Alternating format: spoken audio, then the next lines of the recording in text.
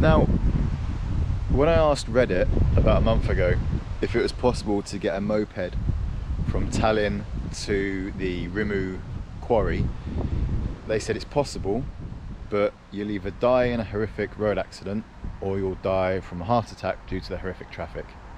I thought, that sounds like a challenge, I'll do that. Alas, viewer, it is not me who has died. It's my trusty steed. She is dead.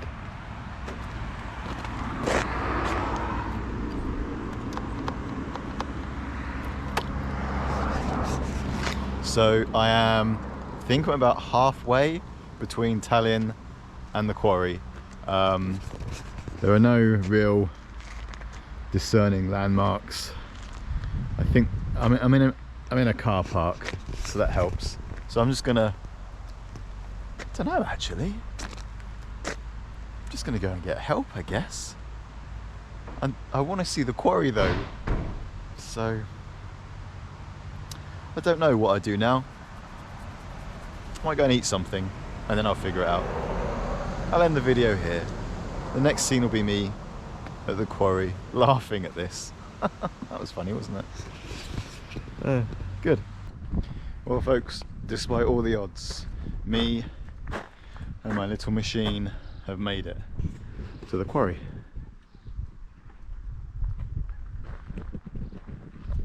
Let's go in and take a look. Bye bye little machine. Thank you.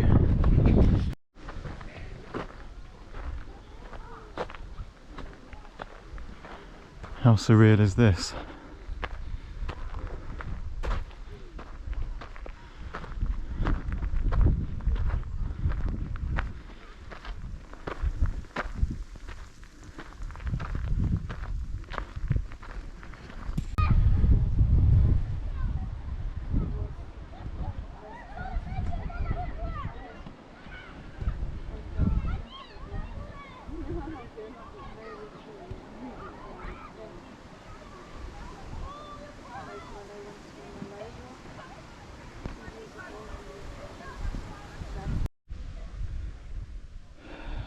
It is infinitely easier coming up than it is going down. Oh, I might actually put my helmet back on. I think I was safer on the moped. Oh, Jesus.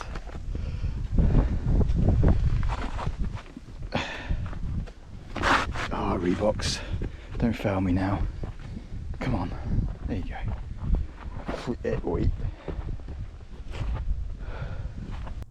So this is Rummu. I hope I'm saying that right. It's a small town about 40 kilometers from Tallinn and the site of two former prisons and this now flooded quarry. Work began here back in the 1930s where they started mining for limestone. During the Soviet era, it was manned by prisoners as a sort of hard labour camp, and they would be the ones carrying out the work. This continued until the restoration of Estonia's independence in 1991. When that happened, they shut down all the pumps, and the quarry just flooded. It flooded so quickly that most of the gear is still down there. You can actually scuba dive and have a mooch about. Not quite what I'm doing here. I'm just sort of sticking my head underwater. The submechanophobia is quite real here.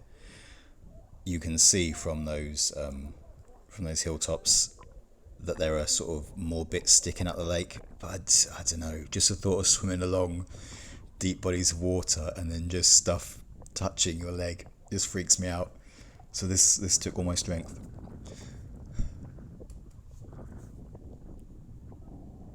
Now, you did used to be able to get into this building, but after a number of injuries from people jumping off of it and impaling themselves and breaking bits and pieces, they've now sealed it off. But yeah, once upon a time, a couple of years ago, you could actually get in there and jump off the top.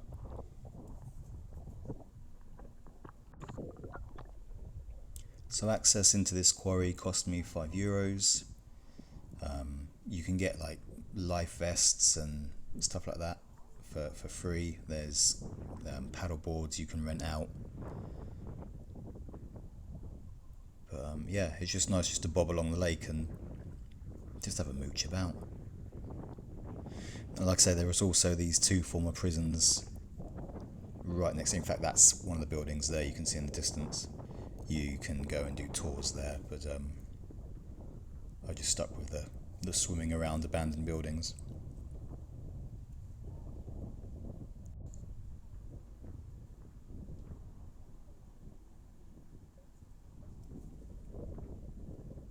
The water wasn't too cold, to be honest. It was actually quite pleasant. But it was a hot day, so yeah. I'm waffling now, sorry. Let's just enjoy the scenery.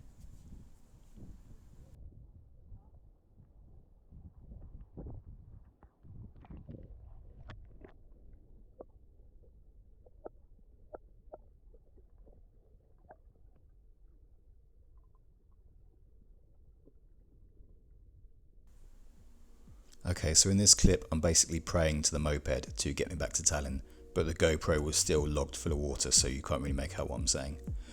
So, the moped.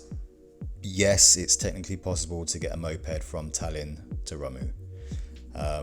The trouble is, these mopeds over here are limited to 45 kilometers an hour, unless you pass some test, in which case you can go up to like 100. So this little moped was only going to do 45 kilometers an hour. So on these back roads, on these country roads, that's fine. And it was lush because the scenery's lush and it smells amazing. It's all alpine-y and kind of almost got this perfume scent to it.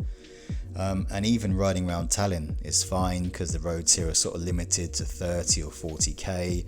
Plus you've got the traffic which keeps everything sort of slow. The problem is with the road between Tallinn and Rummu. So these are dual carriageways with a speed limit of 110 kilometers an hour.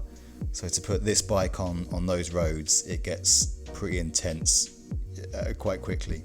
I'm used to the kind of the Thailand mopeds where if you get into trouble you can just boot it out of there, but with this it was sluggish. It was, yeah, it just felt like a sitting duck really.